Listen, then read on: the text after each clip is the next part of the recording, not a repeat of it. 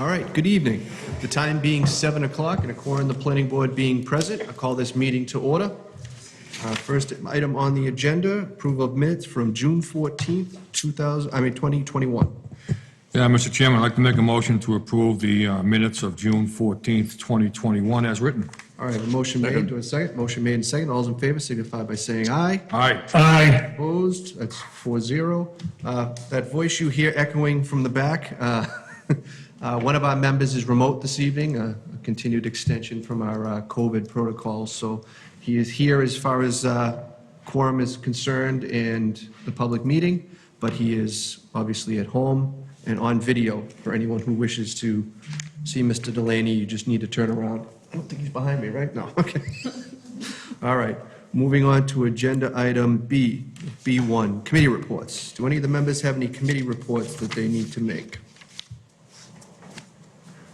All set, Mr. Chairman, here. All right, seeing none, moving on to agenda item B2, town planners report. We have the town planners report in our packets. Does anybody have any questions or comments on those? Obviously, the town planner is not here this evening to make that herself, but we do have it in writing.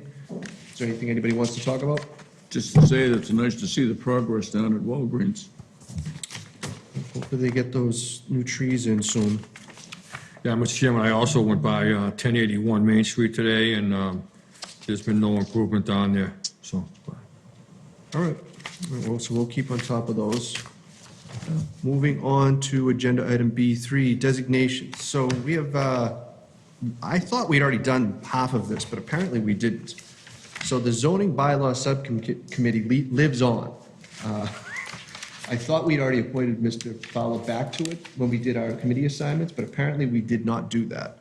And also in the meantime, the Board of Selectmen have decided to add 2 more members to that committee, 1 member from the Board of Selectmen and a second member, a second member from the Board of Selectmen and a second member from the Planning Board. So either way, we would have had to add that extra member this evening anyways. But first, I would like to nominate Mr. Fowler as one of our representatives to the zoning bylaw subcommittee, since we apparently did not do it. Second that. All right, motion made and seconded. Any other nominations for that one? I'd like to make a motion to nominate Mr. Jay Delaney as our second representative. Okay, Jay? so, No, it's the only reason I asked. I've already talked to Steve Johnson. I was gonna nominate Steve Johnson for the second, but You're a little slow in the uptake, Jay, come on. can you hear me all Yeah, right? no, we Yeah. can hear you. So we have one nomination from Mr., I'll withdraw my nomination, Mr. Chairman. I'll nominate Mr. Johnson. all right, so I think we have Mr. Lee nominated, we'll have Mr. Fowler as the second. So now we have both nominations up for the 2 spots. All right, so all those in favor of the 2 nominees, say aye. Aye. All those opposed, motion carries for both unanimously. Thank you.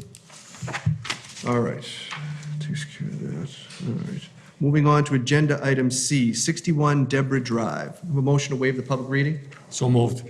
A motion made, seconded. All those in favor signify by saying aye. Aye. All those opposed, motion carries. All right, so we have 61 Deborah Drive. Do we have anyone here for that this evening? You guys will come on up to the desk. Just state your names for the record. The floor will be yours. Sean Wheeler, 61 Deborah Drive. Monica Lanzero, 61 Deborah Drive. The floor is yours. All right, so we're going to be, she and I are getting married this November, and we have a large family. Her mother's widowed, and she's also a resident of Tewksbury. And as we have 3 teenagers, we have a lot of activities going on. And she owns a business in Woburn. I'm a firefighter in Woburn, and I also own a little masonry business. So our schedules are kind of hectic. Her mother's getting older, but she's moving in with us to help us with the kids. We have golf, we have hockey, we have baseball, we have basketball. 3 teenagers, you name it, we have it. And we're always, with my 24-hour schedules, her schedules being owning the business, a pre-K, we're always looking for help with rides. So her mother's offered to help us with this opportunity. Not only that, the teenagers will be able to help her as well, as she is widowed, living alone, and then she would be able to, they would both be able to help each other out, especially when no one's around, when we're gone for days, especially me, gone for days at a time. All right.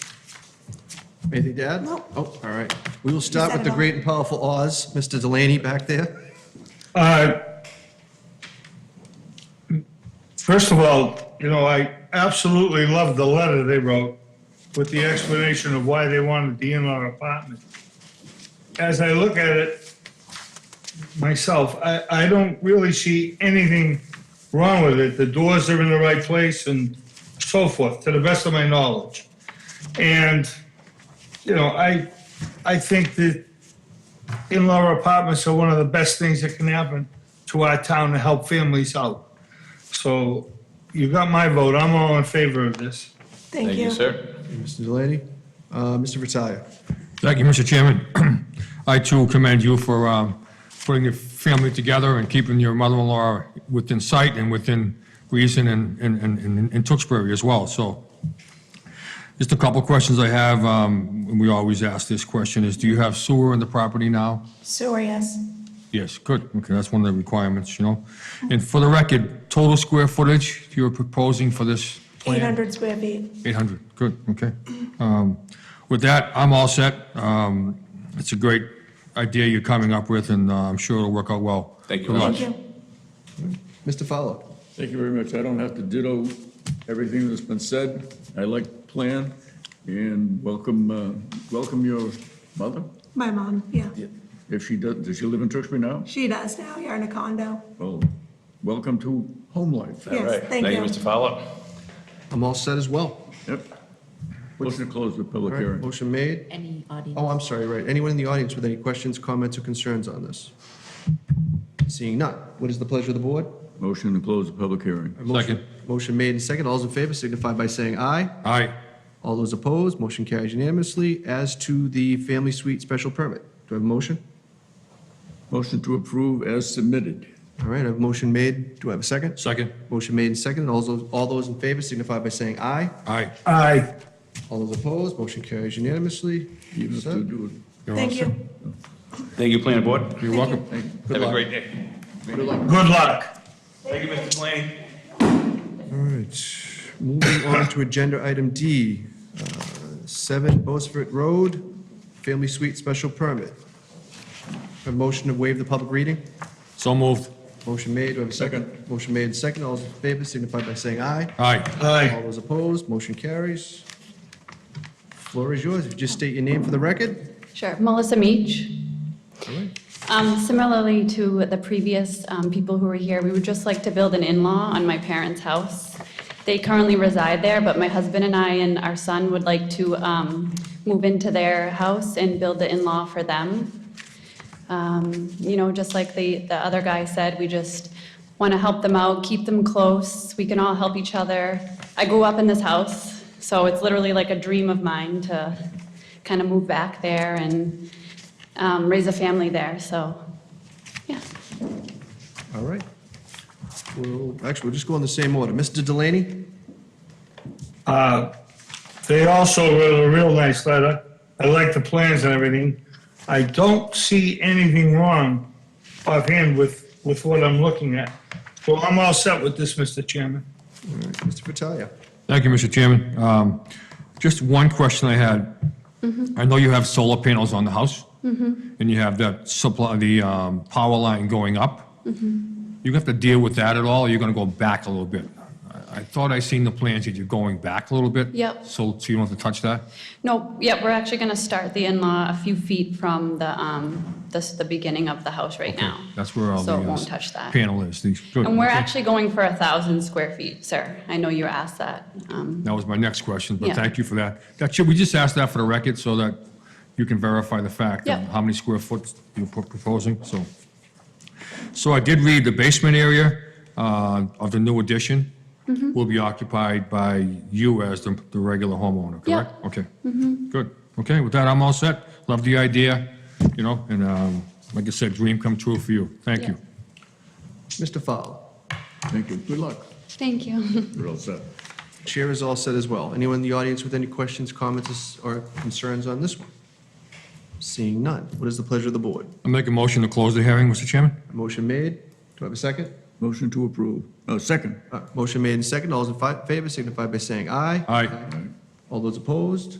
Unanimous. As to the family suite special permit itself, do we have a Make motion? a motion to approve the special permit for family suite at 7 Beaufort Road. All right, a motion made. Do I have a second? Second. Motion made and seconded. All those in favor signify by saying aye. Aye. All Aye. those opposed? Motion carries unanimous. Thank you. Good luck. All right, good luck.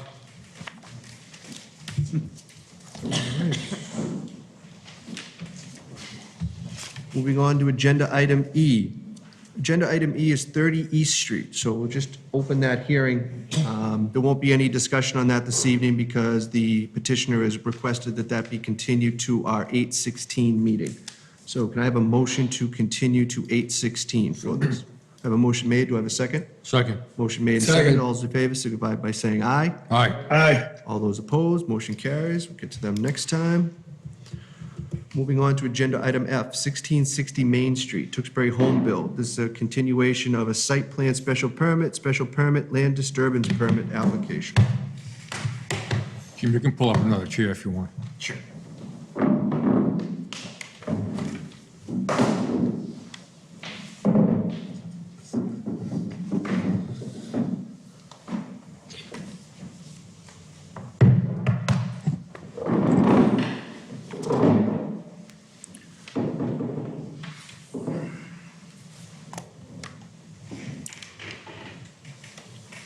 Okay. We all set, Mr. Chairman? We are, if you would just state your names for the record, you're all set. Sure. Jim Hanley, Civil Design Consultants. Bruce Buckley, Soldier On. Peter Graham, Soldier On. You get that? So again, Jim Hanley with Civil Design Consultants. Here tonight for the proposed development for Soldier On, which is a 21-unit affordable veterans housing located at 1660 Main Street.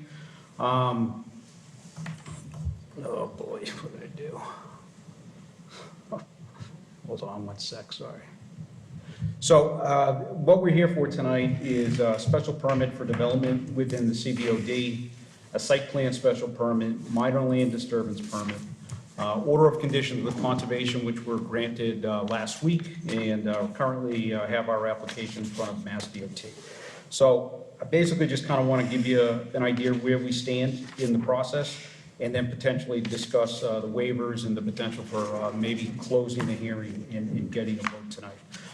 So again, just for the sake of anyone that may not be familiar with it, to kind of recap this whole thing, the building size is 4,750 square foot building footprint. It's affordable veterans housing. We have 21 one-bedrooms or studio units. We have 19 parking spaces. We have a little bit less than an acre of disturbed area. Our stormwater will be handled by pervious pavement and a subsurface infiltration system. And we obviously comply with all DEP standards. So we were last in front of you on the 14th of June.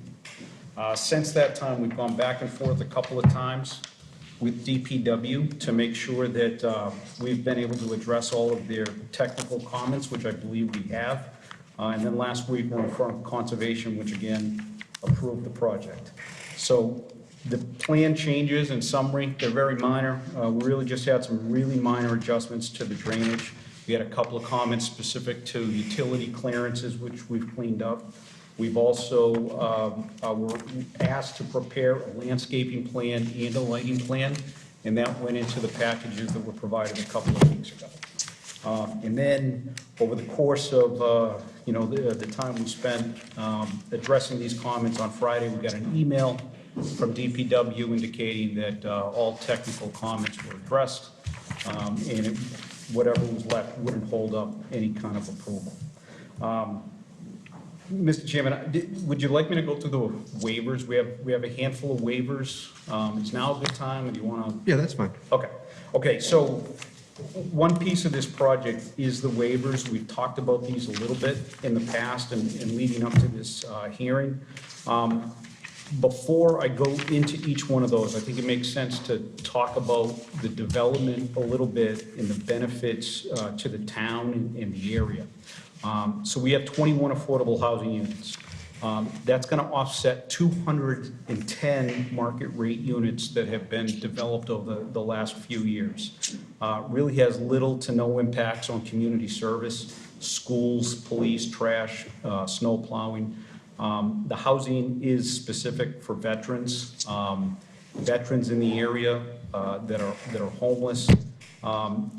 We've talked about it in the past, but the guys here from Soldier On can certainly provide you with a good summary of the wide range of services they provide for these guys and women when they come home. I think at the end of the day, I hope at the end of our presentations, we've proven that it is a fairly significant benefit to the town. So with that being said, we do have 5 waivers. Waiver number 1, just kind of want to get this here. Oh, thank you. Okay, waiver number 1 is to section 5414A. And that allows for pavement that's not necessarily the access drive to be within the front yard setback. I'm just going to flip over to my layout plan and show you this location here. So you can see that we have this turnaround in the bottom center of the layout, and that really is to allow for vehicles to come in, make the turn. We end up having about 5 feet, give or take, in this area here. That does not comply with section 5414A. In this application, it works well, and it allows us to pull the rear of the building as far away from the wetland and comply with the wetland setbacks back there. So that's why it's there, and it allows for circulation. We also talked a bit about parking reduction. The closest use you have in the parking table is multifamily, which really isn't the use that this actually is. If we were to look at that use, you'd require 42 parking spaces. These guys have built several of these specific types of uses and developments in the New England area. They've done their own study. We've actually provided this to support this waiver request. And we have 19 parking spaces, which ends up being 1.1 spaces, 1 space per 1.1 units. We provided you with some information on similar developments that these guys operate in Pittsfield, Leeds, Chicopee, and Agawam, where they're closer to, on an average of 1 space per 4 units. So we have significantly more space than they've had on other developments, and they're comfortable that the 19 spaces that we're showing are going to satisfy the demand that will be there. Waiver number 3 and 4 are specific to requests that the planner made in a comment letter that she provided about a month ago. Waiver number 3 is to 7157, and that's to allow basically the landscaping specific to the landscaping plan, which we provide. This regulation 7157 says that if you have an access drive, a driveway, or a roadway up against the property line, it has to be screened. I believe we've screened it if it's within 50 feet of the property line. I believe we've done it everywhere except for where we're providing this snow storage. Part of that has to do with snow storage. The other part of it has to do with sight lines. So I think it's a reasonable request for this one small area here. And again, as requested by the planner, waiver 7181 to eliminate the required upland open space area. Now, this is because we're in the multifamily district, and if this was a strict multifamily development, we'd be required to provide that open space, but because this is a little bit of a different program, and we're in the CVOD, and the CVOD is silent on it, she suggested that we request this as a waiver just to make sure that everything kind of lined up. The last one is building height. Building height in the zone is 2.5 stories and 35 feet is what is allowed. We're asking for 4 stories and 42 feet. I will mention that when we came here originally months ago in preliminary fashion, We had a building that was 61 feet, 3 inches, so we've shrunk that down by almost 20 feet. And that was based on the comments that you guys provided. We changed the roof line a little bit, and I think we've made some progress and improvements on the actual aesthetics of the building. You have the ability to waive this under 8689-2. And then just to know, if we did go forward with the multifamily development, the MFD allows for 3.5 stories and 45 feet. So we'd actually comply with the total height if we went through the MFD zoning. We think it fits in with the nearby buildings between Heatherwood, Balsam, and Village Green. And we've really done what we can do here. The building slab is plus or minus 3 feet below the road that leads up to it, and plus or minus 8 feet below the nearest structure. So that being said, that kind of tells you where we are. I believe we've addressed all of the planner's comments, DPW's comments, conservation is approved, DEP is not commented, DOT has the plan set, and that will likely get comments within the next 45 days, give or take. So that's kind of where we stand tonight. All right, just before I open up to the members, you seen the draft special conditions as well? Yes. Do you have any issues with anything on that? No. Okay. All right, we'll start with Mr. Fowler. Thank you, Mr. Chairman. I want to thank you for a wonderful presentation. Most of it was done our last meeting a month ago. That's where we ironed out a lot of the things that, because of the time frame between the two meetings, we were able to, you were able to take our advice or suggestion, and you came up with a plan. I think that works well. I like the screening you've done with the landscaping. It's two purposes. Because the turnaround is so close to the Route 38 or roadway, it is not going to be aesthetically displeasing because of the screening you have there. But on the other side of it, the headlights that are going around there, when a vehicle goes around there, the headlights aren't going to shine on the cars coming down Route 38. So, and that, we've found that to be true at a couple of other sites in town that have roadways close to the driveway, close to the roadways.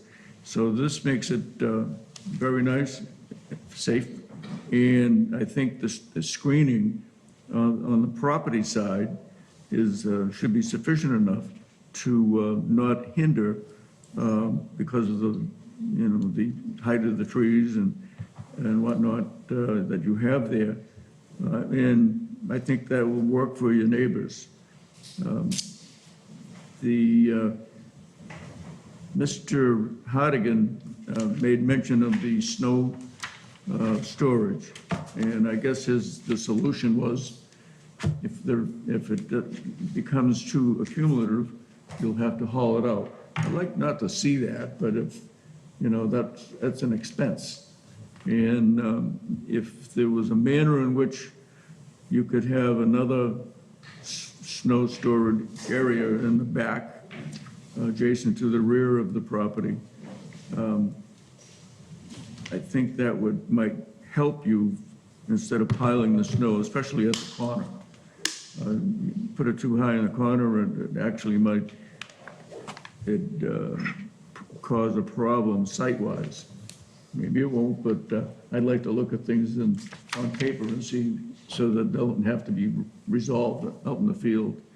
So if you think you can do something with that, I like that. If we get through this evening, I'd still like you to look at that. Sure. All right?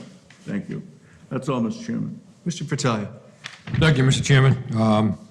I reviewed the waivers that you guys were looking for in the documentation as far as the parking. I think that looks great. That was discussed in one of our other meetings. I've seen the renderings. The renderings look great. I think the building will fit in, like you said, in that spot. Will do a great service to the Tewksbury veterans and other veterans that will become Tewksbury residents. So with that said, Mr. Chairman, I'm all set with the presentation and the plans submitted tonight.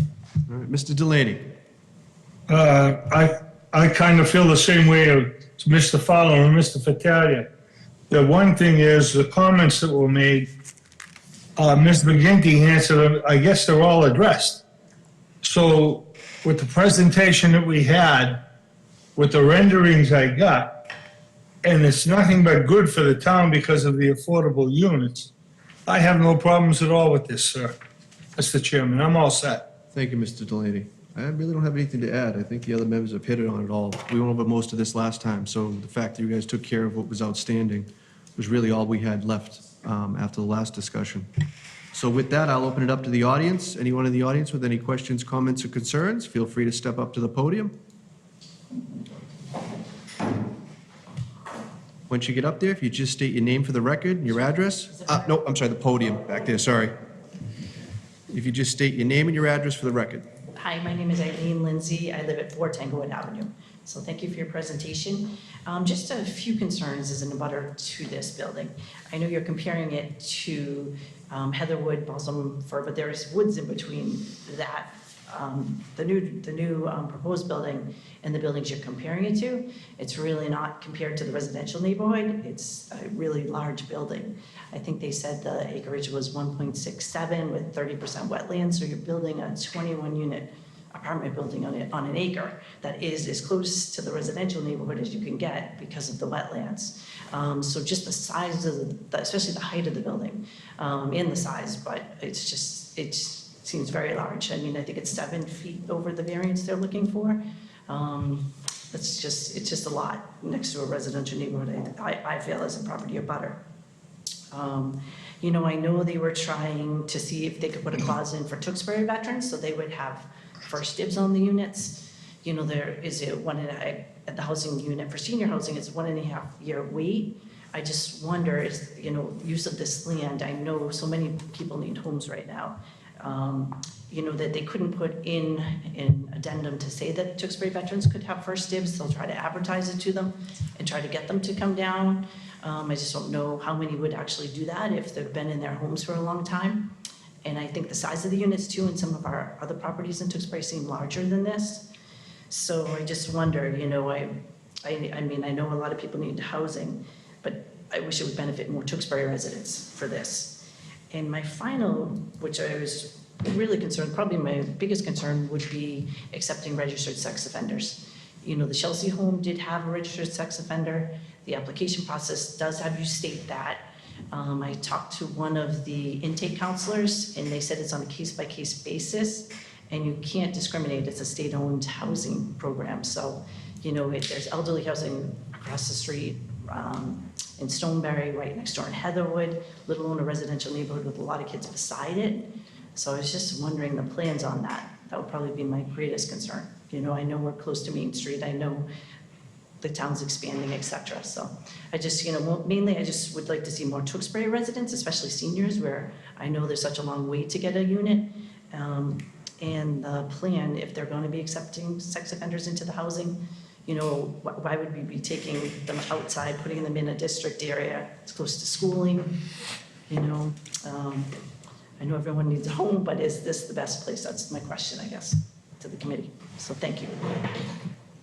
Anything from you guys? So I'll start, and I think Peter can help me with the law on some of this in the affordable housing world. So I think within any capability that we have, we would certainly love to take Tewksbury and local residents. I think we do have to follow the laws of the funders who support it, but our marketing effort, we've already begun talking to veteran service officers in the area and striking up conversations with local state representatives and senators. We've had a few meetings at our Brighton campus. So our focus is certainly on doing it locally. You know, that would be our goal as well. And again, Peter can better address the laws. And then the sex offender piece, again, I'll allow Peter to discuss the legal end of what, you know, when we're funded by the state, there's rules that come with the funding. And we certainly follow those rules.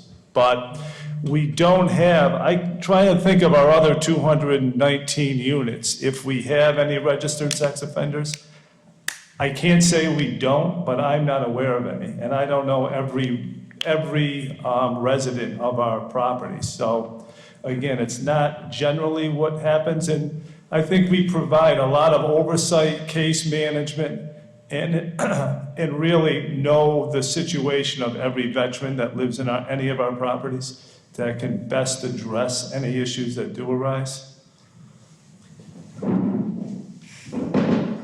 Yes, and I too would say that on the local preference, we are allowed to make a 70% local preference for Tewksbury residents. The step with which we will do that is this fall when we apply for funding from the state.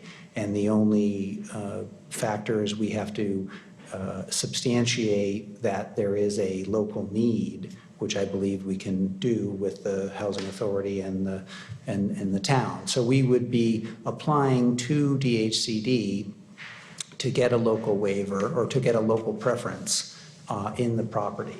That is something, so we don't fall under the same categories that may have been mentioned about a state-owned housing. This is a private nonprofit that will, Soldier On is a private nonprofit. It'll be a third or a single-purpose entity that will own the building and be funded in part by state funds, but that doesn't preclude things like that. As far as on the sex offender side, there is tenant selection and kind of suitability categories. So in our tenant selection plan, that is something that we can address as far as whether we allow or don't allow that. And it's essentially, it's a fair housing issue where you just have to establish what your policy is for the entire property to make sure that, and certainly follow the rules of the road. So it's not a foregone conclusion that you are destined to allow a registered sex offender in a property like this. Sorry, and that was called what did you say that was? You have to establish that in your what? There's an application for state financing. We generally is called the one-stop application for the supportive housing round at the state, and you have to substantiate the need for a local preference. No, I'm sorry, on the second one, when you were talking about the second, you said if you put it in your, Oh, tenant selection plan, right. So you basically, yes, the state has to approve your tenant selection plan, and it goes, and in that you would determine what your, who's suitable and who is going to be moving into the property. okay. In just to address the first comment relative to height setbacks, I just want to kind of explain, give a little bit of an explanation on how the building's actually located. It's actually located 62 feet away from the east sideline there. Zoning would allow a sideline setback of a combined 10 feet. So it could actually be 10 feet or to that property line. We've kicked it 62 feet away. So we have 10 foot of landscaped area, 24-foot access aisle, 18.5-foot space, and then I think it's an 8-foot sidewalk right there. We actually pushed it so far over that we had to petition conservation for a waiver to allow a portion of the building to be within 50 feet of the wetland, which we've done. So we really have kind of taken some pains to move it as far away as possible. So we have a lateral distance of 62 feet from the property line, and a height of 41 feet of the building.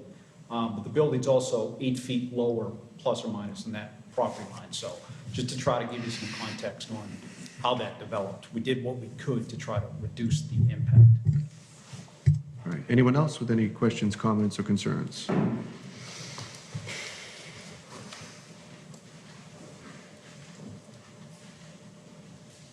Hi, my name is Miriam Haynes Kelleher. I live at 1682 Main Street. And I want to thank the board for suggesting that these gentlemen get in touch with us. And they did.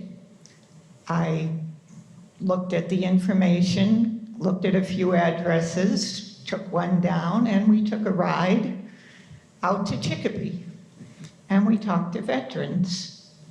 And we got firsthand information that the veterans went through, quite a screening for their apartments. They were thrilled where they lived.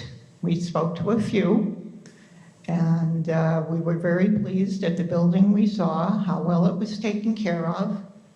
And I just wanted to say thank you to you. Thank you for doing that kind of legwork. That's above and Well, beyond. not that I don't trust anyone today, but we wanted our own information from the people that live there. That way we didn't have to listen to everyone and then say, well, we didn't do enough. I'd like to thank you for doing that, because honestly, that's what I invite in any of these projects, is to visit our sites, do it without telling us, and do what you did. So, and I know coming from Western Mass to Eastern Mass, we do it a lot, but from Eastern Mass to Western Mass seems to be a challenge for people. So I appreciate the ride out there. Thank you. Thank you. Just to Thank you, Mrs. Keller. feed off of that, but how long has the Chicopee facility been there? Chicopee opened in 2016.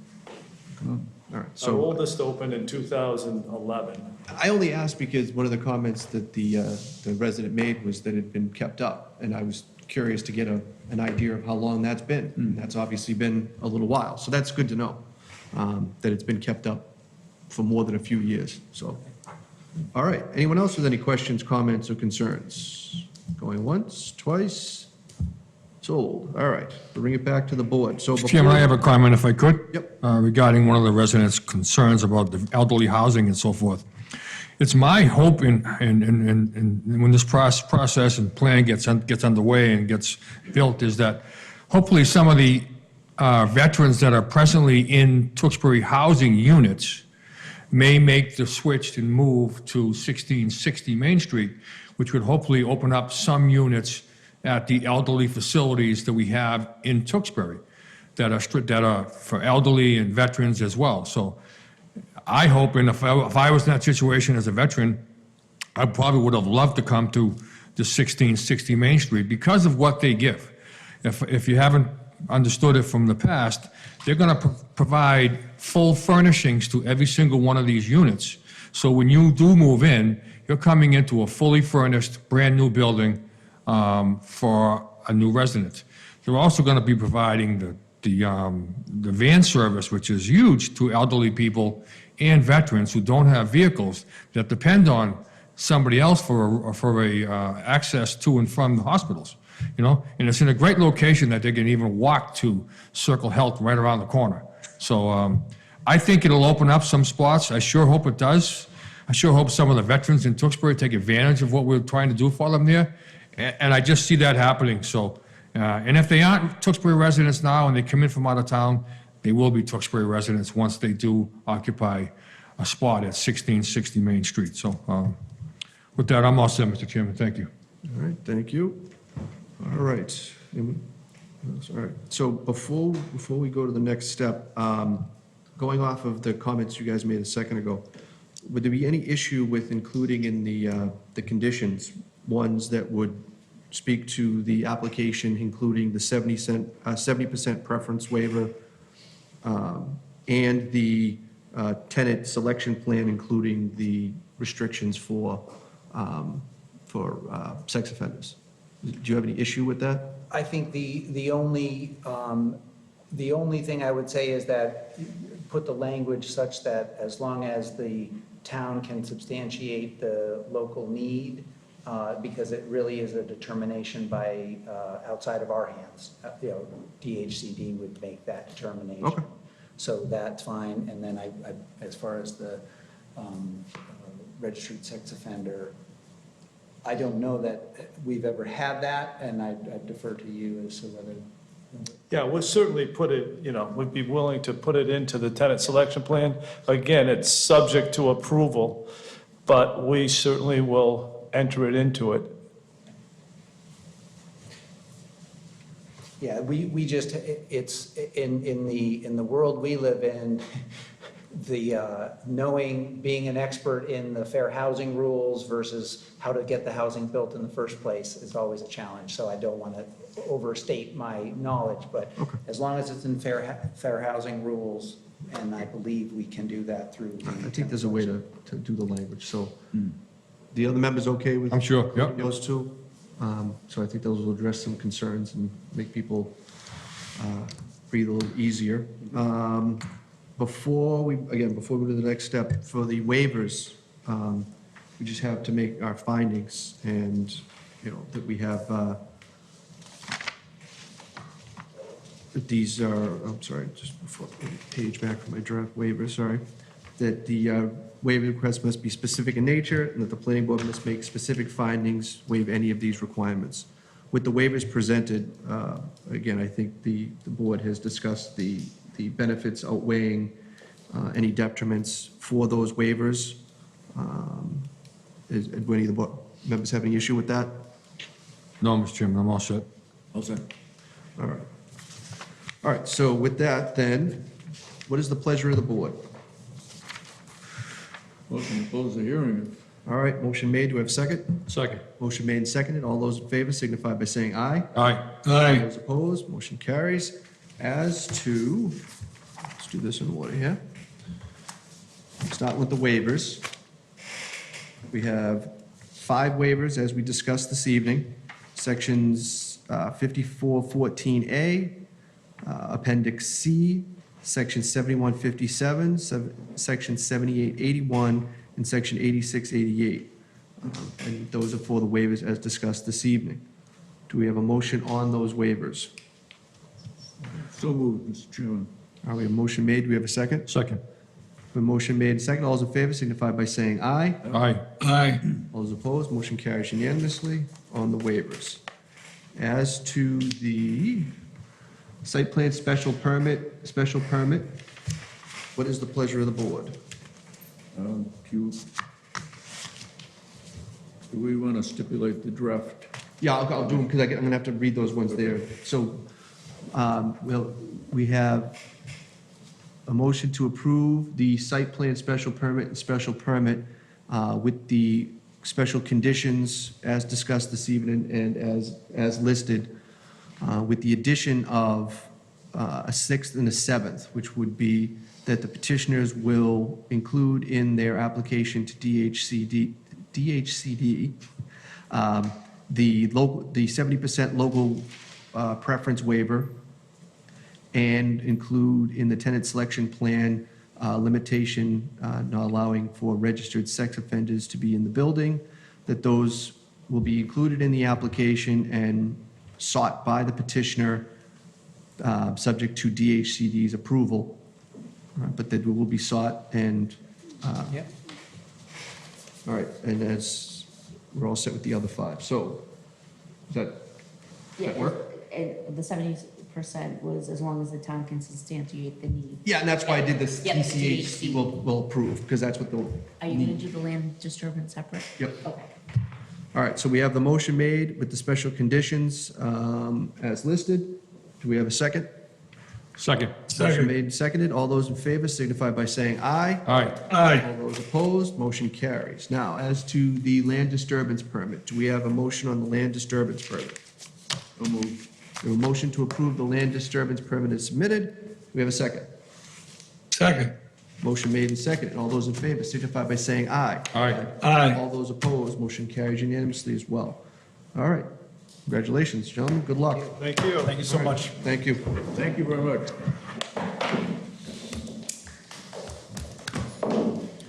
Moving on to agenda item G, 205 Washington Street, New England Power Company modification site plan special permit, land disturbance permit, continued from our 6:14 meeting.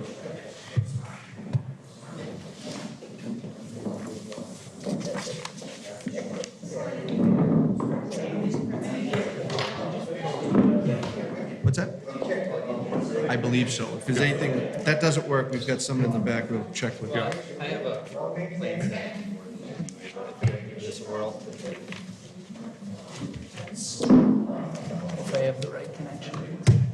It's awful nice of them to go to, That was. That was good. Well, good evening. I'm David Waterfall again, representing National Grid, the applicant. We're here for a site plan special permit as well as a land disturbance permit. We appeared before the board at the last meeting, in which we discussed the scope of this substation project. The project's located at what we call substation 22, Tewksbury 22A, where we will be expanding the substation to the southwest to accommodate some new equipment. Since we last met, we have, the Conservation Commission has approved the notice of intent. The main reason that we were continued, I believe, is because the town engineer had not yet had the opportunity to review the stormwater issues. I believe the town engineer has submitted a letter to the board in that regard. The representative of the planning board also submitted a follow-up letter to the board indicating that all of her concerns and issues, questions about the project had been addressed. My colleagues here would be happy to answer any questions regarding the latest developments in the project, which would be related to the letter from the town engineer and the stormwater issues. And of course, we'd be happy to address any further questions the board has about the project. All right, we'll start with Mr. Fratelli. Thank you, Mr. Chairman. I have no comments, really. I think everything we have here is in order. I happened to look at all the waivers you guys are looking for, and it's too bad we couldn't get a fee for every single waiver, because we have 22 waivers here that, I don't know if I've ever seen any more waivers than that, but I understand, considering the situation and where you're located, that you need those. But with that, Mr. Chairman, I'm all set. So I think this is a great project and something that can move ahead. All right, Mr. Delaney. I echo the same tones as Mr. Fattalia. I don't see how you can improve or disapprove anything that they're doing. The question with Mr. Hardeman was answered. We should be all set with this, I think. All right. Thank you, Mr. Chairman. I believe I'm all set on this. A lot of hard work has been put in this behind the scenes or at the scenes from you fellows. You couldn't come up with the waivers if you didn't do the hard work, believe me. And we have to review them, we have, and I find no problem with them. Okay. All right, so my only question, I don't remember if we dealt with this before, but did you see the letter from the town planner talking about the amendment to the application? Was that, did we already have that? And So again, that's been taken care of? yes. Okay, all right, so that's, I just wanted to make sure, I mean, it wasn't in red on hers, but I wanted to make sure because it was right at the beginning still, before she went through all the things that were all set. Yes, So I believe just that wanted had make to sure. do, right, with the fact that there was an existing site plan special permit, and this was essentially All right. an amendment to that rather than a brand-new application. Very good, Quickly submitted a revised application. good enough, all right. All right, other than that, I don't have anything else to add on that. I just will say, again, so we can do this while it's still an open meeting. All the members are all set with the draft waivers as submitted. The applicant is all set with the draft waivers as drafted? Yes. Yes, okay. All right, anyone in the audience with any questions, comments, or concerns on this? Hearing none. What is the pleasure of the board? Make a motion, Mr. Chairman, to close the public hearing. All right, a motion made. Do I have a second? A second? Second. Motion made and seconded. All those in favor signify by saying aye. Aye. Aye. All those opposed, motion carries. All right, what's the pleasure of the board on the modification of site plan special permit? Waivers first. Oh, I'm sorry, that's right, waivers. Yeah, how could I miss them? I know. Right? I'm sorry.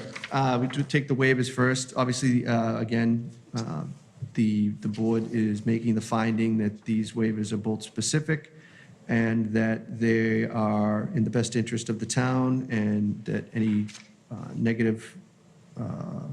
anything negative from them is outweighed by the positive. And with that, do we have a motion on the 22 waivers as submitted and as discussed previously and shown in our packets?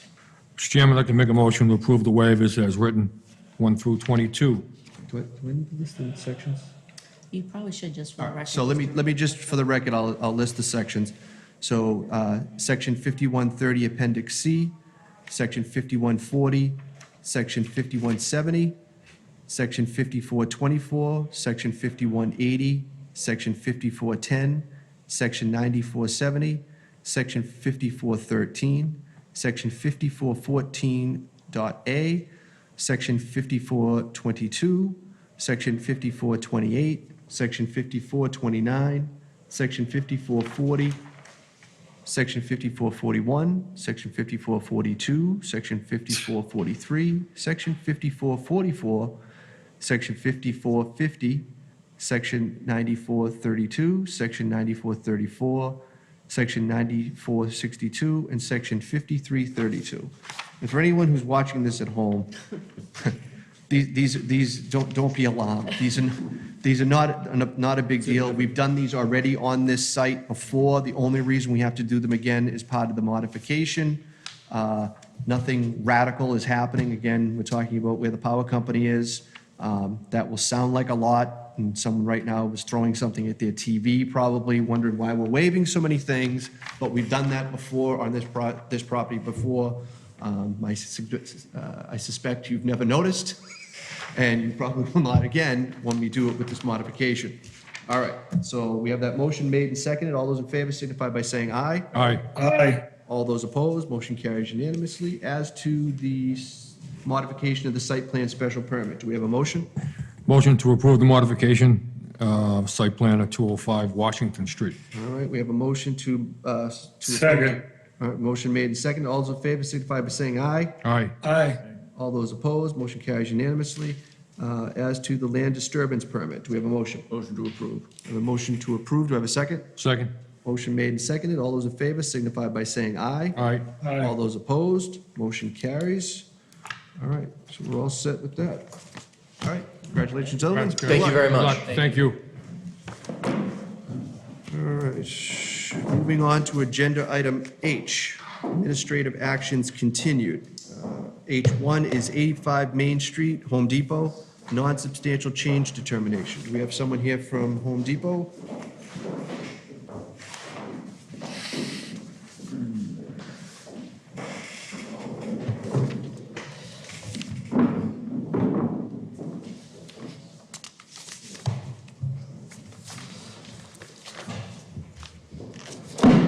Jeez, that's a lot. Before we get too far into this, I just want to point out, do you guys have the comments from the town planner? Yeah. So you saw the first one there, that we're going to need a letter? Yeah, so I was not able to obtain a letter before the meeting. I do have an email from they did sign, and I discussed this with Alex today, Alex Louder. Yep. So they did sign the application, and then I have an email from the town, or from the landowner showing that they were sending us the signed application. Okay. If we need to, if the board wants to make it a condition, assuming we're approved, we can certainly get that after the meeting. I can get a letter. But I So can give this- we'll probably make it that, in the event that we need that you'll forward it, so, thank you. Evidence that they did sign the Thank you. application. Great, thank you. All right, otherwise, floor is yours. If you just state your names for the record. Yep. Mr. Chairman, Board, thanks for having us here tonight. My name is David Garrett from Reamer and Bronstein, here on behalf of Home Depot, the applicant. Also here with me today is Ken Zanetti, who is the manager of the Tewksbury Home Depot. So, as you mentioned, we're here today seeking a non-substantial change determination to allow for the seasonal live goods corral at the Home Depot location. So just a non-substantial change determination to the existing site plan special permit that was approved back when the building was first constructed in the mid-90s. We are seeking a non-substantial change based on the advice of Anna McGinty, the town planner. She suggested that this was the way to go. The applicant did meet with the building commissioner and the fire chief at the property to walk the site and discuss the location of the live goods corral and has since been operating the live goods corral in the location indicated on the site plan on a temporary basis, temporary approval from the building commissioner until we could get here today. So that is currently built, and the plan is for a temporary, annual but temporary seasonal corral. It will be from April 1st through August 31st each year in the same location. And it's, as you are all probably familiar, it's for the storage and display of live goods, plants and other, garden and landscaping items. Similar to the live goods corral at the Walmart in Tewksbury, which was approved the same way via a non-substantial change permit, which I believe was approved in 2019. The design, as indicated on the site plan that you have, is for 16 spaces. The idea would be that it would be in the same location every year. And one thing I did want to note in relation to that, in regards to the letter from the town planner that you all have, the parking calculation, the garden center on the approved site plan, it indicates in the field of the survey of the site plan that the garden center is 28,000 square feet. However, if you look at the parking calculation on the right, you'll see that it uses a much smaller number, and that is because the garden center, the enclosed building portion is only 7,000 square feet. The garden center platform, which is not a building, is so the square footage, the building square footage calculation on the right under the existing site plan is that the garden center was 7,000 square feet, which is where the number comes from. So, I mean, I think that's all that I have. Ken is here if you guys have any questions. He's very familiar with the property, obviously, as the manager. He can answer any questions about what's going on the ground there, or how this will impact parking. The applicant definitely feels that they've never had an issue with parking, so that the removal of these 16 spaces is not going to impact the parking at the site. And I would just note that while it wasn't approved, the zoning bylaw that you had all considered, that the town of Tewksbury had considered rewriting, would have drastically reduced the parking calculations, or the parking requirements at this site. We do feel that it's overparked, but it's still, and based on these calculations, it's still within the the requirement, even with the removal of these 16 spaces, but definitely within the need. All right. We'll start with Mr. Fowler. Thank you, Mr. Chairman. A couple of questions. Sure. And I'm glad you're here. First-hand information is usually very beneficial. Yeah. Based on the difference between the proposed 28,000 and the actuality 7,000, how many reduced parking spaces would that mean? Do you have those calculations? So, let me make sure I follow your question. So, you're saying if the 28,000 were the number, what would it require? Or the parking spaces were calculated on the 28,000 plus, right? Well, they weren't. The parking calculations, if you look at the right column, shows a net floor area of 92,200 square feet. Right. Plus the 7,000. So the calculation was based on the 99,220 square feet, which requires, and again, this is actually, I'm not sure if something changed in the bylaw. I'm not familiar with the history of the bylaw, but in 92, the calculation here was based on one space per 180 square feet. Right. Now, as you know, the rule is one space per 200 square feet. So it would actually require fewer parking spaces than what was indicated here on the plan. But we wanted to, because the application for the non-substantial change determination asks for a red line version of the existing plan. Yep. That's why I didn't make any changes to any of those numbers. All right, good.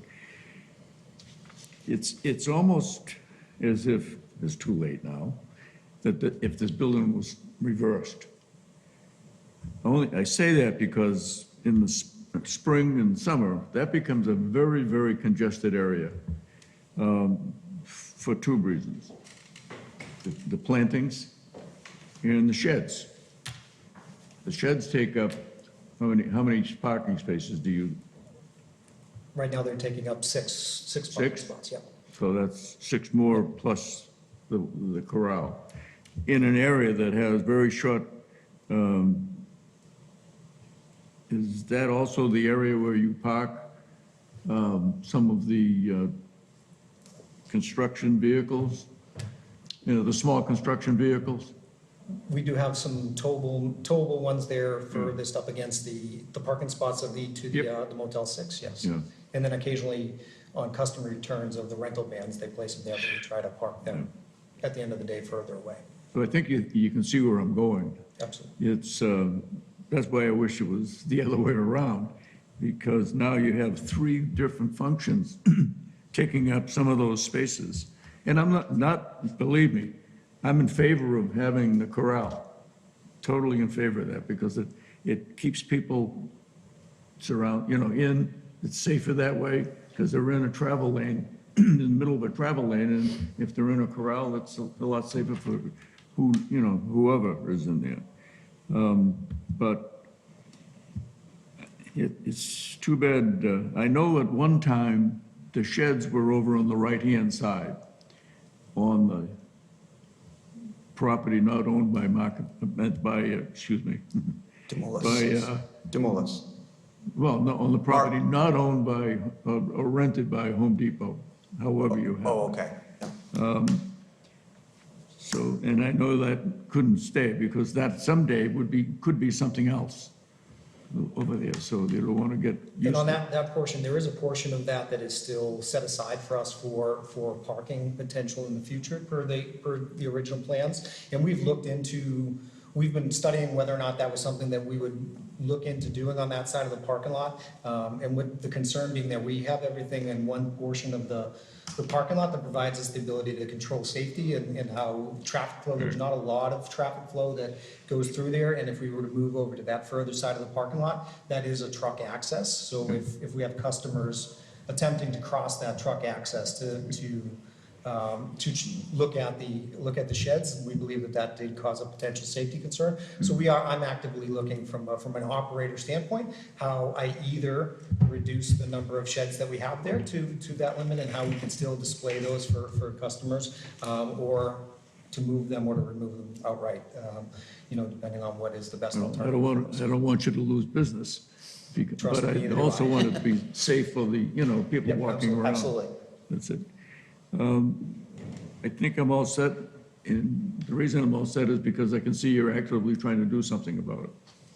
So I appreciate that. Absolutely. Okay, thank you. Mr. Fattah. Thank you, Mr. Chairman. Along those same lines, how many sheds do you sell a year? As far as the total number of sheds, I would have to, for me to speculate the exact number would be difficult, but it would be upwards of our largest one. I think we sold 75 of those last year. Oh, wow, so it's a good number. Yeah, yes, sir. And I think that part of this is the business, as you guys know, has grown significantly since we approved these plans back in 1992, and the customer demand as well. So we're trying to grow with that and do that appropriately. Because like Mr. Fowler said, that area is very, very congested. I'm at Home Depot on a regular basis, and I know it's tight, because coming in and out of there, there's a lot of traffic, so, and trucks and so forth and all that, but, so along those same lines, I know you want to have the corral there. So is that all that's going to be there is the corral? Just what's inside the enclosure? Yes, just what's inside the enclosure. We have worked with the fire chief and the building commissioner. In the past, we've had larger carts that have been bumped up against the islands, and we work with them and as well as shopping carts as well. So we worked with them to reduce those and find other locations for those, so that our live good presentation will be just inside of those 16 corrals. Okay. Because I've been there, with my wife buying stuff, and there's a lot of containers there that hold materials, and they're moving them back and forth, and sale items there, or some with signs on them, in the walkway area there. So it's very, very congested. So if everything can stay inside the corral, that's great. But I hope you can do that. Yeah, 'cause- and our instructions to the team and what we've worked on is that the carts come over as we're actively working them, but as far as during the day, they shouldn't be selling off those, so I'll continue to make sure that that is, continues so- to be the expectation. Just so I'm clear on your question, I want to make sure we're not giving you false information you don't feel like we have.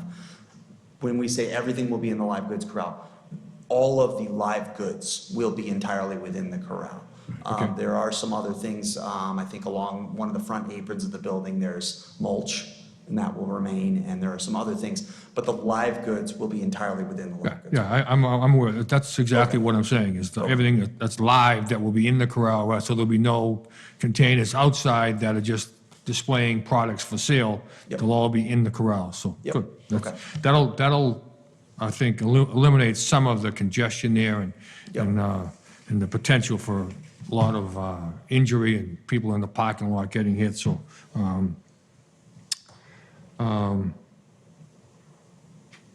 So there'll be no cash register in the corral, would there be? No, no. No, so you get the products and you bring them inside? Inside, yes. Okay. All right. With that, I'm all set, Mr. Chairman, thank you. All right. Mr. Delaney? Well, the first question I had, is there going to be any retail business out of that corral? Or is it just a storage area? The product will be merchandise for sale, yes. Just for storage? Can you tell me what the corral is going to be made out of? So it's made out of block and timbers, 2 blocks stacked with timbers to provide an outline. And is it? Okay, I'm having a hard time. Could you repeat that for me? I didn't hear you. Yes, so it's made out of 4x8 timber block cinders, 2 stacked with 8-foot redwood timbers to form a fence around the perimeter. Okay, that seems like a pretty tough fall, putting it up and down every year, but so be it. I'm all set, Mr. Chairman. All right. Yeah, I'm generally all set as well. I don't know, maybe it's just my head, maybe I've been watching, too much, too many Western type things, but every time I hear corral and the livestock that's in there, it's giving me a completely different image than what's actually going in there. But that's fine. That's just me. Too much Yellowstone. Yeah, it's a little too much Yellowstone. I think I just binged most of it, so that's probably the problem. All right, other than that, I'm all set. So on the comments, you saw the comments as well in the plans report. You guys have no issue with including those in the modification? I don't have that in front of me. Do you mind reading those to Ken? Yep, I don't so think you will have a the problem. planner had suggested that the area shall have a barrier and include no parking signs while the spaces are used for outside seasonal storage. The barrier and no parking signs must be installed on both sides of the storage site. So it's basically, it's a marking issue to make sure that, Absolutely. nobody's Make sure that parking around and that's clear. And then the only other one, and I'm not sure why it didn't slide into the comments, maybe because it would have just gotten swallowed up in the rest of it, but just that the time for this is going to be from 4/1 to 8/1, I'm sorry, 8/31 each year, and it won't go up before, it won't stay up after. Absolutely, perfect. And that it's going to be a total of 16 spaces. So we'll add those in. All right, so that being the case, and this not being a public hearing, it's just a non-substantial change, I'll ask first, do we have a motion by a member as to whether this will be determined to be a non-substantial change first? I have a motion made. Do I have a second? Yes, Motion second. made and seconded. All those in favor signify by saying aye. Aye. Aye. Opposed, motion carries. Now, as to the non-substantial change that is requested, do I have a motion on that? Make a motion to approve the non-substantial change at 85 Main Street. All as right, proposed. incorporating the comments Yep. just discussed. All right, so we have a motion made and seconded. All those in favor signify by saying aye. Aye. Aye. All those opposed, motion carries. Good luck. Thank you. All right, thank you. All right. Mr. Chairman, I don't know if, I may have missed it, but I'm not sure if you read into the record that, do you want the approval letter from? The town planner will, yeah, I mean, if you can get it, just send it in. If I'll it email becomes it an tomorrow issue, the morning. town planner is going to follow up on it, so. Okay. All right. Great, thank you. Appreciate your time. Next item on the agenda is old business. Any old business anyone wishes to discuss? Mr. I'm Vitale? not sure if whether Mrs. Reed is looking to discuss some old business with us. Well, it sort of falls between old and new. I was going to wait and see if we Okay, all know right. old, and I was just going to make it new. All right, good. Okay, so we're moving on to new business. Ms. Reed, did you have some comment you wanted to make? So this isn't public comment in the normal sense. This is in reference to, I don't know, I guess maybe it'd be easier if we do it this way. It's my intention this evening to, I suppose, once again, be the person who tries to clean up information that seems to go out in other meetings or about this board and what we do and what we don't do.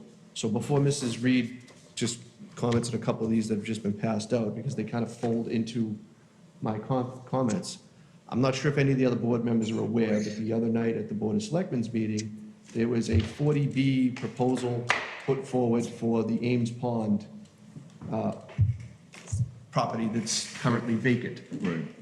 We've I was discussed there, that. Stephen, I was there.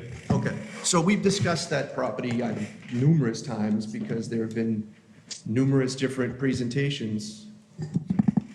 Oh, there have been numerous different presentations for potential things that can go up there. I unfortunately, unlike Mr. Fattalia, I wasn't able to make the meeting, but I did go on and watch their YouTube replay because I didn't want to miss a moment of that hearing. And I'm glad I didn't, because I would have missed the fact that, once again, the blame for this seems to fall at our feet with revisionist history or just flat-out confusion. So I wanted to try and discuss again. I'm not sure how many of you might remember when I was at our last town meeting, and we were discussing the hard-worked new zoning bylaw that Mr. Fowler and his colleagues worked on, that we were discussing at the time, when people were trying to amend it. And one of those amendments was specifically directed at the piece of property in question. And I believe I said something along the lines of, if you try to change this, you're going to potentially regret what you end up with instead. I believe we've moved on to the regret portion of our program. This was part of the discussion the other night, in which, it was sort of alluded to that an inability of those in charge to look beyond what's right in front of them and plan for the future and see the bigger picture was what was, I believe, discussed. I think that's exactly what we've done every single time. And the reason I know that is because, one, you now find yourself with this project being brought in, and the properties that most people tend to highlight most often as the cause or, somehow connected to this are the properties that were done, or the developments that were done on Victor Drive and on Livingston Street, which at the time, I know I did, and I'm sure other members did as well, made the comment that when we were reviewing those things, that we were thinking about what else could happen. What might go there if we are, if we can't work with the developer. Okay, well, you ended up with what you ended up with on those properties. Over that same time period, or folded into that same time period, every single development that was proposed for the Ames Pond piece of property, from a casino to townhouses, was shot down. And the warning that was given, at least by me, and I'm sure by others, was if you keep doing this and you don't find a way to get to yes on something, you're going to get to a point where you're not going to be in a position to say no anymore. Well, the position of not being able to say no is a 40B project, whether that's a LIP project, which is somewhat cooperative, or the alternative version, which is sort of a forced 40B project. Now, setting aside how you feel about the 40Bs, because I don't have an issue with them in themselves. It's a different issue that other people seem to have, where they keep confusing 40B with low-cost housing, because it's not the same thing, okay? So while I can't address that confusion that just keeps going on and on, because it happens every time one of these things gets discussed, is that it's not the same thing. But folded into that as well was comments about the fees in lieu, because it seems to be the boogeyman that bothers everybody all the time, that somehow us, allowing developers to take advantage of something that's actually in the bylaw, we didn't make it up, it was already in there, they're making that choice to use that option, which is in the bylaw. Also, which I would note that in the new zoning bylaw that was proposed, there would have been limitations put on that. However, it didn't pass. So we're back to the original version again. Again, one of those things where if you don't look at the bigger picture, you might regret it. But, you know, that's neither here nor there. What was presented to us a few minutes ago from Mrs. Reed is a little breakdown of, you know, that awful fee in lieu of money that we've received and what it hasn't apparently done for us. And what it hasn't apparently done for us is we're taking in fees that ranged from $130,000 to $200,000 per unit, the ones that were, you know, fees in lieu of. That's produced 141 affordable units at a cost of approximately $22,000, almost $23,000, give or take. So the amount of units waived during that time period, if this information is accurate, is 78. The amount of units that have been created with the money, 141. So nearly double the amount that weren't done as part of the projects were done with the money that was taken in from the town. So a net gain of 63. And the account has $5 million and change still in it. So I'm, you know, again, the sort of the revisionist history in which, you know, people pick and choose their information, you know, sort of rears its ugly head again with these things, because the board, I think, and you know, I'll speak for myself, but I feel like I'm speaking for the rest of the board when I say it, which is every time we've done these, we've thought about this, what's in front of us, but what could be. And, you know, while people may dislike, and they're free to do so, the two projects I mentioned earlier, but if you happen to look at the size of those projects in comparison to the one that's now being proposed for Ames Pond at 324 units, I believe you'll see that the two projects that people seem to have the most problem with together don't add up to half of that, I don't believe. Or maybe it's somewhere about half. I don't know. But it's nowhere near as large as the one that's now being proposed up there. So, you know, I have to take issue yet again with, you know, when the board is sort of made out to be the bad guy because we aren't doing our job or we aren't thinking about these things. Now, I completely appreciate that when something happens near where someone lives, they're much more riled up about that than if it happened somewhere else. So for example, if we had simply kept denying projects at those other sites and a 40B project went there, perhaps there was a street or two that would have been happy if it was somewhere else as opposed to the one that's being presented now. I would say that in the bigger picture, the project being presented up there, because once it's done, will make Tewksbury compliant with the 40B laws of 10%, or more, actually be more than 10%, means that for this new cycle that we're about to enter, we will be, if that project could go through, we would be not subject to any more 40Bs for the next decade or thereabouts, whenever this project, you know, got to its sign-off point. As it is, and again, because it's revisionist history or cherry picking of information, 20 years ago when the last, or 10 years ago, I'm sorry, 10 years ago when the last census came forward, the town started off at a deficit of 120 some odd units, I believe, that kept us below 10% at that time. Over that 10-year period, we reached the 10%. I'll grant you that it happened towards the end. Fair enough. But it was reached, which is a lot of towns never get to. The new census, when it comes out, the estimate is going to be that the town is going to start at about 65, about half of what they weren't at the last time. So to say we haven't made progress, to say that nothing's done, and that that somehow the actions of this board put the town in a bad position, the fact of the matter is, the census comes out, there's going to be more people than there were before. I don't see that as being a bad thing, that the town is growing as opposed to, not. But the fact of the matter is that you're not going to start off anywhere as bad in this 10-year period as you started off in the last 10-year period. Part of the reason is the project that was just done earlier this evening, the social home. That's 21 units, all 21 will be counted. They're bedroom apartments. There's no real detriment to the town, but you're gonna get a benefit from that. You would still be a little short, that's true. Obviously, if this project gets to its end point, that will not be an issue for this town for, a decade, or certainly not until 2030 and change, whenever they come out with the numbers.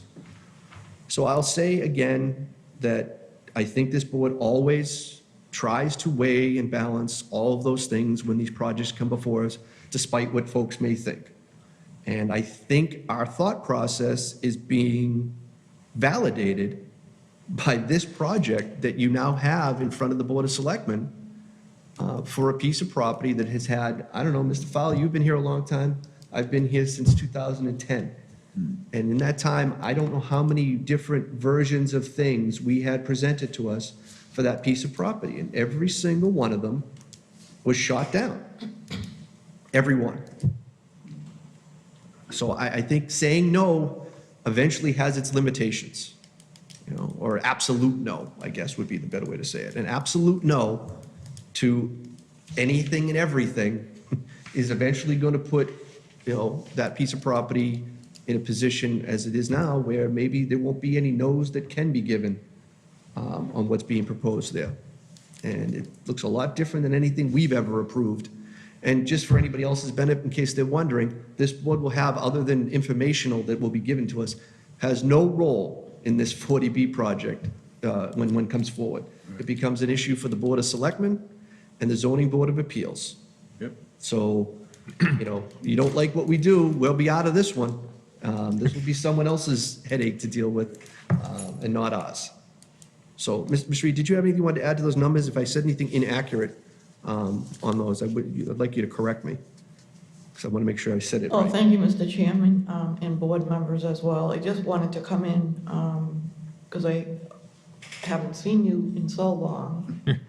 I'm sorry, too, just for the First record, of too, all- Ms. Reed's not here as a citizen, so we're not allowing people to speak this evening. She's here as part of the local housing partnership where this information's coming from. Right. So that's another, entity in town, so it's Yeah. not like we're opening this up to public comment for one person. I kind of wanted to come in more, actually, if I can maybe change that a bit, as a former member of the planning board. And that had done, some of the work on the fee in lieu and worked on the projects that we granted the fee in lieu, and at the same time, from one time to another, served on the local housing partnership. And so I always knew that we were getting more units with the fee than if we took the unit.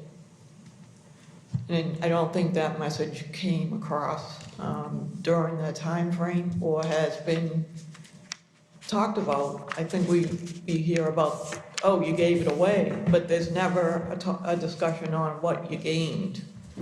And so that was why I wanted to come forward. This actually came about, this list came about because the selectmen were looking at granting funds actually for Soldier On.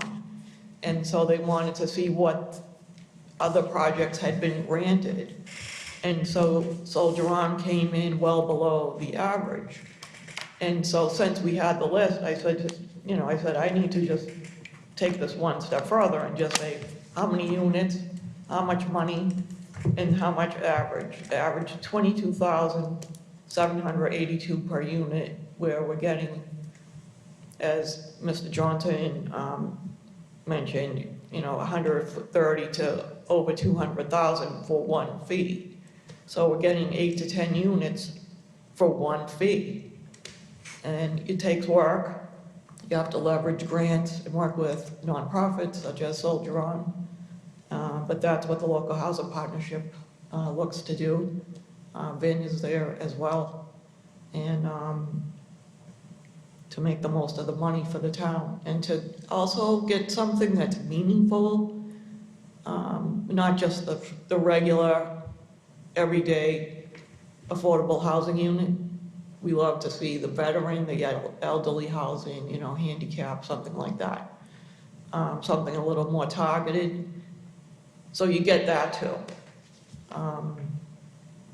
And we look forward to working with the board again if we can. And I thank you for letting me come in. No problem. Anything, Mr. Fowler? Sure, I just want to say, Nancy, you took the words out of my mouth, or maybe out of my head. It was, if not for the dedication and the understanding of the laws and applying the principle through common sense and fair play, when we issue a permit, people like yourself, Mr. Plunkett, we used to laugh at one another. We would argue about different points. But at the end of the day, we shook hands and left. It wasn't something that we were trying to do, but this is one of those principles that we wanted to instill. We didn't get the 10% by not doing anything. We got the 10% by doing things. And if some people feel that we didn't do the right things, I think the proof is in the pudding. And I thank you. Thank you, Mr. Fowler. Thank you. That's it. Yeah, thank you, Mrs. Reed, for coming in and providing us this information. You know, we've worked together a number of years on the planning board, and now I'm working with you on the local housing partnership, and it's a pleasure because you are an expert at this type of information and always doing the right thing for the residents of Tewksbury. Even while you were a member of the planning board and still as the local housing partnership chairman. So as a resident, I want to thank you for all you do, and I appreciate it. And this information is just what it is. It's fact that you're providing for us, nothing that's planned or not proven. So I attended the last selectmen's meeting, and I heard all the comments about the Tewksbury Planning Board not doing the right thing, and they're giving away this and giving away that. Well, people are wrong. Like I said, Mr. Fowler, Mr. Johnson, all of us have tried to do the right thing in trying to do the best for Tewksbury and trying to get the fee in lieu of, because it worked and so forth, different projects that we had. So I stand by what I voted on in my 8 years here. So I think we're all trying to do the right thing. So thank you very much again, Mrs. Reed. So, Mr. Delaney, anything you want to add? Mr. Delaney? He's on mute, I think. I'm all set. All right.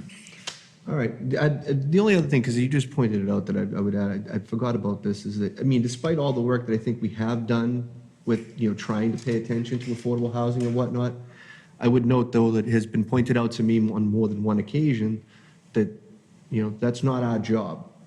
That there's a different entity in town whose responsibility is affordable housing, and we aren't it. Despite our better efforts to try and at least, consider it and deal with it in our little world. But it has been pointed out to me more than once that that's not our job. But we do feel most of the blame, I see, but despite that fact. But, Stephen, on another note, if I can make a comment. Sure. If you recall, back in the day when Balsam Place was being developed and proposed and so forth, and the fee in lieu of came about, part of that project and part of what the plan was they were going to assist the town of Tewksbury in affordable housing. So they donated that piece of land that was offshoot of the project, which is now 1660 Main Street, for the purposes of affordable housing.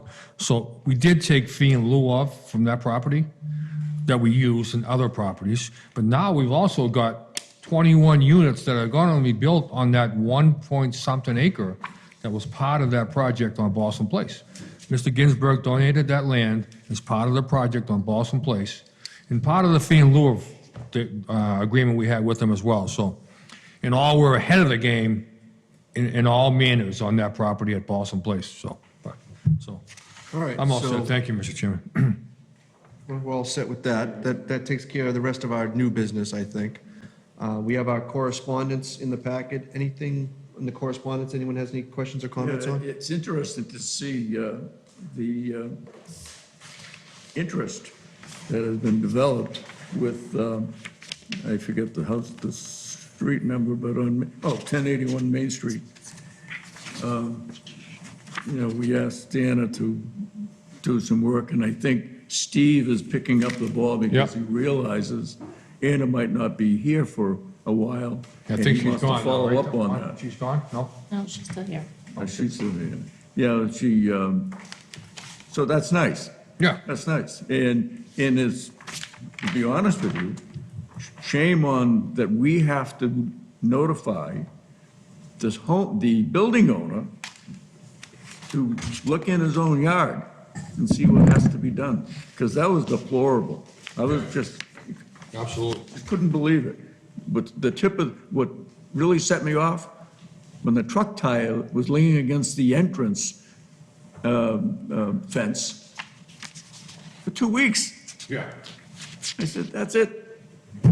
But anyway, that's been removed, but everything else supposedly is on order. Yep. We'll see. With that, Mr. Chairman, make a motion to adjourn. All right, motion to adjourn. Do I have a second? Second. Motion made and second. All those in favor signify by saying aye. Aye. All those opposed, motion carries. Thank you and good evening.